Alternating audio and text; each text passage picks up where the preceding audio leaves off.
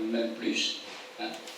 On voit ici aussi le cortex préfrontal médian, ici en arrière les cortex singulaires postérieurs et les fibres qui relient ces zones-là. Voilà. Tout ça, ce sont des fibres. La connectivité du réseau est également très importante. Alors, une autre découverte importante, le réseau mode par défaut est aussi le support d'une autre fonction qui est appelée autoréférentielle ou de la conscience de soi, ou la réflexion de soi, ou la préoccupation de soi.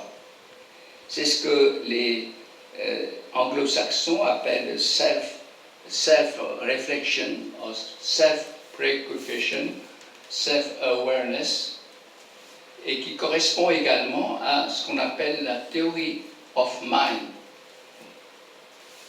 La conscience de soi est activée à peu près dans les mêmes zones que le réseau mode par défaut. Et c'est très intéressant de savoir que quand on vagabonde, quand notre esprit vagabonde, c'est qu'en même temps, il se préoccupe de soi-même. Les deux sont complètement liés. La theory of mind, c'est aussi la conscience de ce que les autres pensent, se mettre à la place des autres. Donc, être préoccupé par soi et penser à ce que les gens pensent de soi, c'est très important aussi. Le soi ici, ce n'est pas que le soi individuel, mais aussi tout ce qui est bien.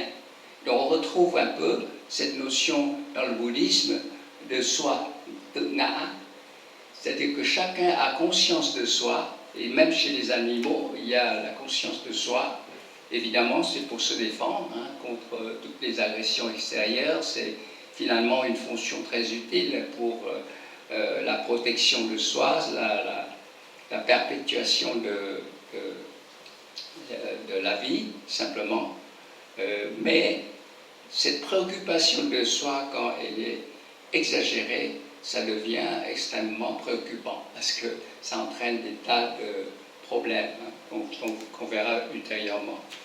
En tout cas, ceci montre le rôle essentiel du réseau mode par défaut dans les relations sociales, du rapport avec les autres, et des perturbations de ce réseau mode par défaut ont été démontrées dans des maladies comme le syndrome d'hyperactivité, déficit d'attention de l'enfant, l'autisme, la schizophrénie et la maladie d'Alzheimer. Donc c'est un réseau d'une importance capitale dans ce qui se passe dans notre cerveau. Alors, quelles sont les relations entre l'attention, alors voilà l'image de la conscience de soi. Lorsque vous êtes conscient de vous-même, voilà quels sont les centres qui sont activés. Et ça correspond en même temps avec le vagabondage mental. Alors, tout le monde sait ce que veut dire attention, ne serait-ce que par l'injonction « fais attention » reçue de ses parents, depuis son enfance, puis à l'école, puis dans la rue, le prévenant d'un danger imminent ou l'incitant à diriger son attention sur un sujet particulier. L'attention paraît quelque chose de tout à fait banal dans la vie courante. Et pourtant, il s'agit d'une activité cérébrale essentielle et complexe, ayant beaucoup étudié en neurosciences. C'est un des sujets les plus publiés en neurosciences, dans les revues neuroscientifiques. À l'état de veille, le cerveau est sollicité par une grande quantité d'informations et reçoit énormément de stimuli venant aussi bien de l'extérieur que de l'intérieur. Et c'est l'attention qui, à un moment donné, choisit une information et la met dans ce qu'on appelle la mémoire de travail pour ensuite la traiter. Alors, je rappelle que la mémoire de travail, c'est un peu ce qu'on met sur la table pour travailler dessus, et qui ne reste pas longtemps, quelques minutes, pas plus.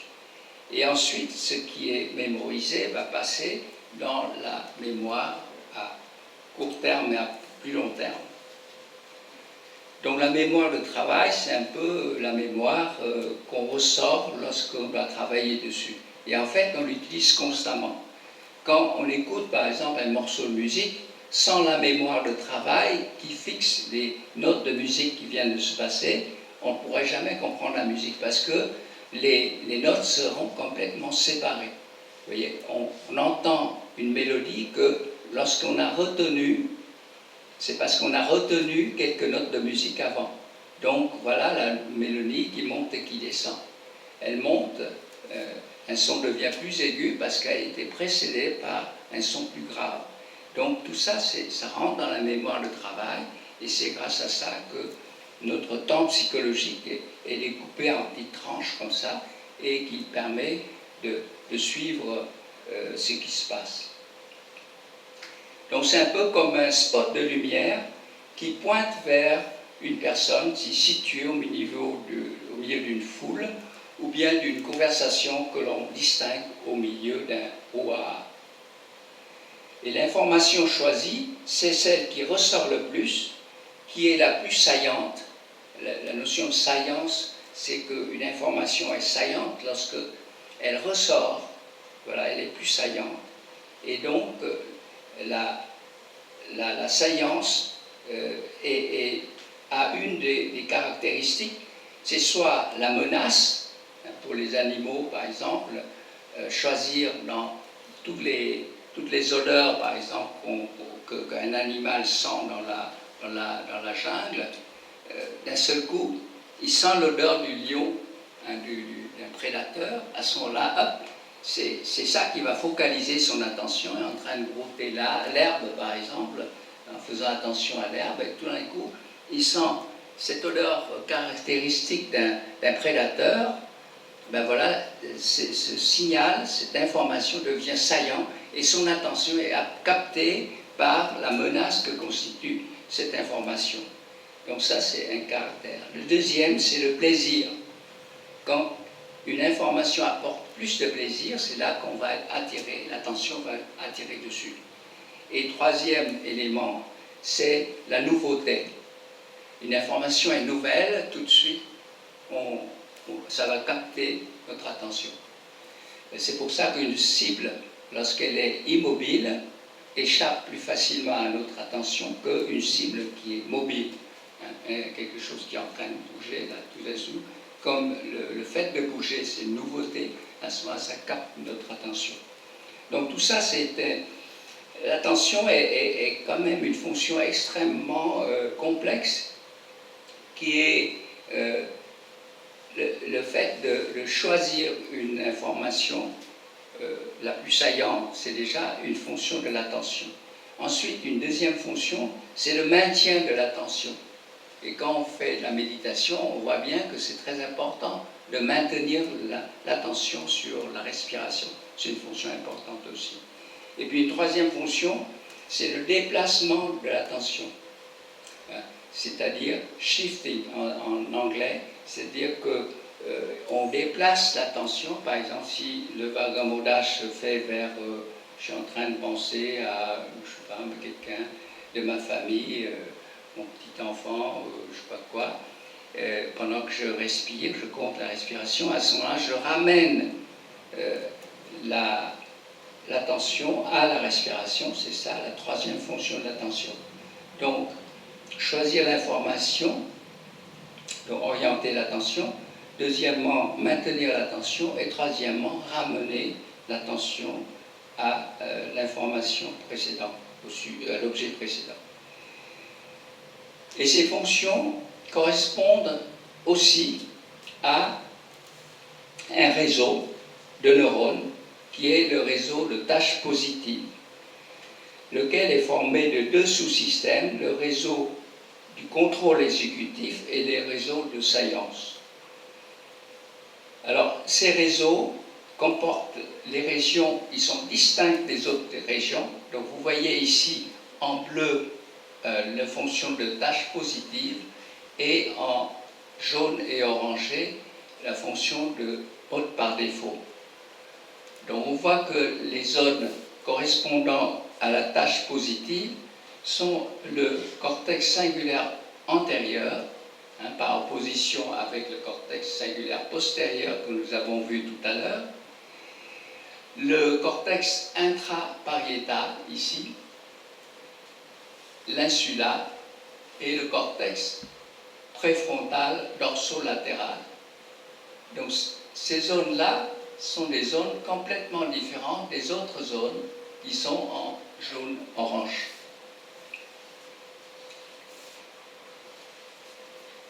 Et donc, ce qui est important, c'est de noter qu'il y a un antagonisme entre le vagabondage mental et l'attention. Un antagonisme entre le réseau mode par défaut et le réseau de tâches positives. Il y a ce qu'on appelle le caractère mutuellement exclusif, c'est-à-dire que lorsque l'un apparaît, l'autre disparaît. L'un est activé, l'autre est désactivé. On ne peut pas être à la fois en train de vagabonder et de faire attention à quelque chose. Vous voyez, c'est impossible. Et neurologiquement, c'est tout à fait ça. Donc, quand il y a un vagabondage mental, il y a une chute d'attention. Et quand on fait attention, on arrête le vagabondage mental. Ça, c'est très important parce que c'est ce qu'on constate sur le plan fonctionnel qui se passe, sur le plan psychique qui se passe, mais c'est aussi ce qu'on constate sur le plan neurologique. Voici un enregistrement de l'activité du réseau mode par défaut en jaune et orange et l'activité du mode tâche positive en bleu. Vous voyez que lorsque le réseau mode par défaut est au maximum, le réseau tâche positive est au minimum, et inversement. Donc il y a tout à fait une balance entre les deux, c'est très net. Et voici un enregistrement qui a été fait en 3 minutes, et on voit qu'il y a eu plusieurs cycles de changement entre le vagabondage mental et l'attention. La personne, ici, fait attention, ne vagabonde plus, et là, au contraire, vagabonde et ne fait plus attention, et vice-versa. Donc il y a eu plusieurs cycles pendant les 3 minutes d'enregistrement. Et on voit sur le plan de l'imagerie médicale, par le IRM fonctionnel, que les zones d'activité en rouge et jaune, et les zones d'activité en bleu, correspondent à ce graphique.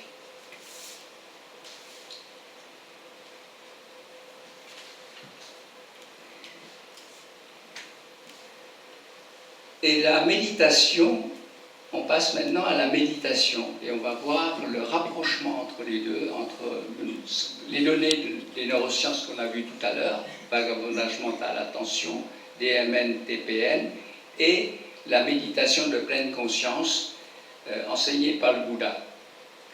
Donc c'est une méthode d'entraînement mental pratiquée depuis l'Antiquité en Inde.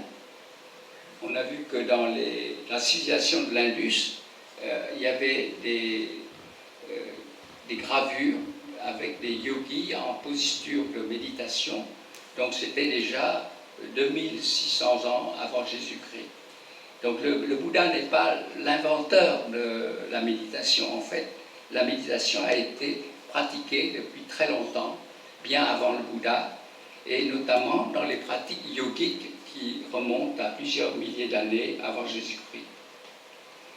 Et le Bouddha, au 5e siècle avant Jésus-Christ, a enseigné la méditation dans 2 sutras du canon Pali qui s'appellent le Satipatthana, ou établissement de l'attention, et l'Anapanasati, c'est l'attention à la respiration. Ana veut dire inspire et pana expire.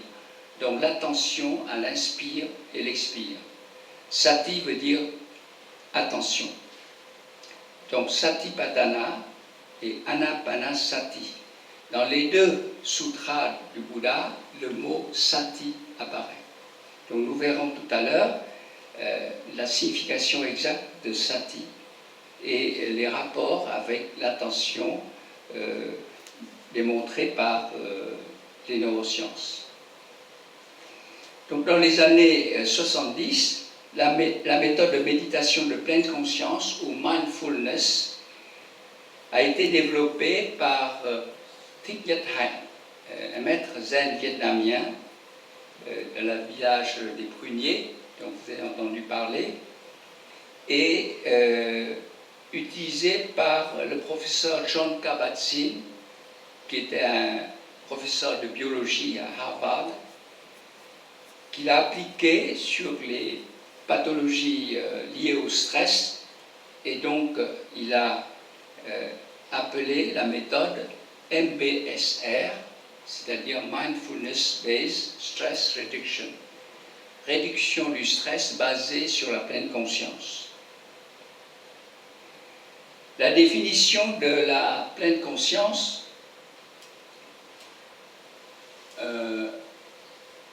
par Jon Kabat-Zinn et qui a été par la suite adoptée par tous les neuroscientifiques est un état de conscience qui résulte du fait de porter son attention, là vous retrouvez le terme attention, intentionnellement au moment présent, sans jugement sur l'expérience qui se déroule l'instant, instant après instant. Donc sans jugement, c'est très important. Il faut faire attention de façon volontaire, donc bien fixer son attention au moment présent, ce qui se passe au moment présent, donc c'est la perception de l'instant présent, mais sans jugement. Parce que dès qu'on juge, on est déjà dans le vagabondage mental. Il faut simplement percevoir, mais sans juger. C'est ça, la pleine conscience. Donc, 3 types de méditation ont été individualisés par les scientifiques. C'est l'attention focalisée, focus attention, la surveillance ouverte, open monitoring, et l'amour bienveillant, loving kindness. Pour l'instant, les scientifiques n'ont individualisé que 3 formes de méditation. La méditation transcendantale, la méditation tantrique et tout ça, pour l'instant, ça n'a pas été individualisé. Et depuis les années 80, et surtout depuis le début du siècle, les études scientifiques se sont accélérées et démontré les effets positifs de la méditation sur les patients traités par la méthode MBSR. Alors pour vous dire très rapidement quels sont les malades qui sont susceptibles d'être traités par la pleine conscience.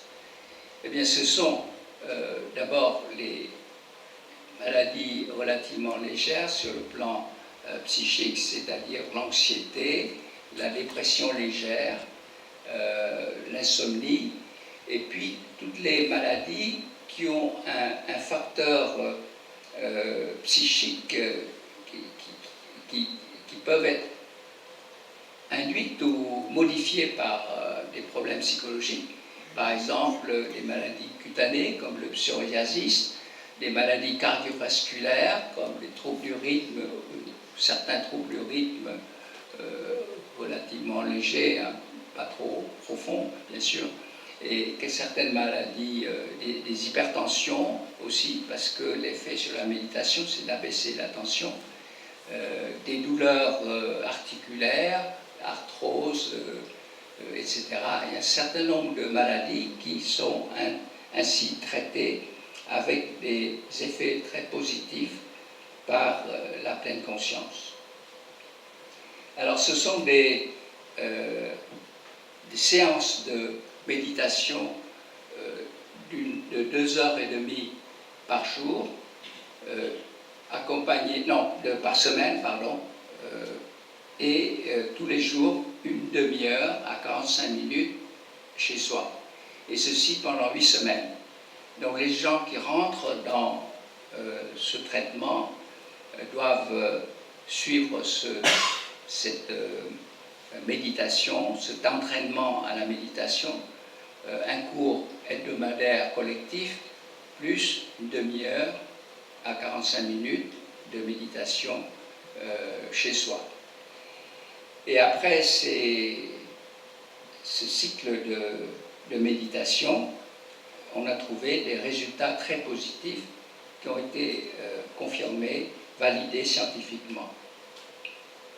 Et les malades, même quand ils sont pas malades, quand ils appliquent cette méditation, ils se sentent beaucoup plus détendus, plus optimistes, plus heureux qu'avant les séances de méditation.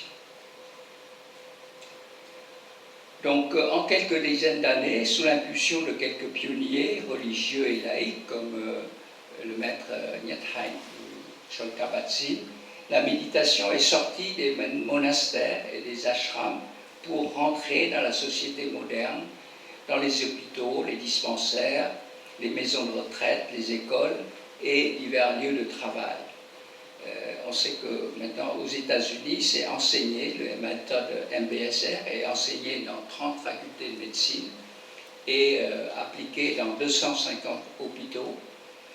En France, il y a 2 facultés qui enseignent la MBSR, c'est la faculté de médecine de Montpellier et celle de Strasbourg. Et la méthode commence à gagner en importance en France, en Europe, mais beaucoup moins qu'aux États-Unis. Alors, la clé de la méditation, c'est l'attention.